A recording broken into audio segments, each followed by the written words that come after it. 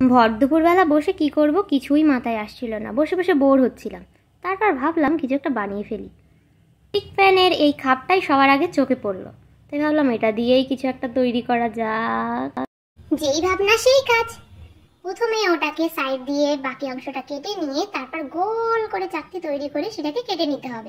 তারপর বাধ্য অংশগুলো গোল গোল করে মুড়িয়ে এই আঠা দিয়ে তার উপরে গোল গোল করে চিপকে দিতে হবে। ঠিক এইভাবে, দেখুন এইভাবে করবেন। হ্যাঁ, তারপর আবার কি সমান মাপের কার্ডবোর্ড গুলো কেটে নিয়ে একটার পর একটা এভাবে আমার মতো করে চিপকে দেবেন। ঠিক আছে, আপনি যতগুলো থাক তৈরি করতে চাইবেন ততগুলো এরকম দিয়ে দেবেন।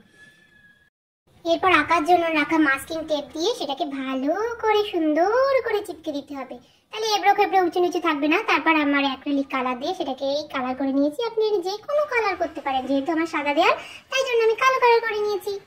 তারপর হুক সিস্টেম করার জন্য এরকম ক্লে দিয়ে এই পিছনে একটা হুক বানিয়ে নিয়েছি। ব্যাস তৈরি হয়ে ওয়াল হ্যাঙ্গিং। ও বলে রাখি, এটা কিন্তু বেশি পরিমাণে ভার কিন্তু এ বহন করতে পারে না, তাই হালকা ফুলকা টুলকা জিনিসগুলো এর উপরে রাখতে পারবে। যেমন আমার সব থেকে প্রিয় সিঁদুরের কৌটো, তাই জন্য আমি এটাকে রেখেছি। তারপর একটা গোলাপ ফুল ছিল সেটাকেও রেখেছি, আর এই ছোট কুচকি ক্লিপগুলো সেটাকে এই সাইডে রেখে দিয়েছি।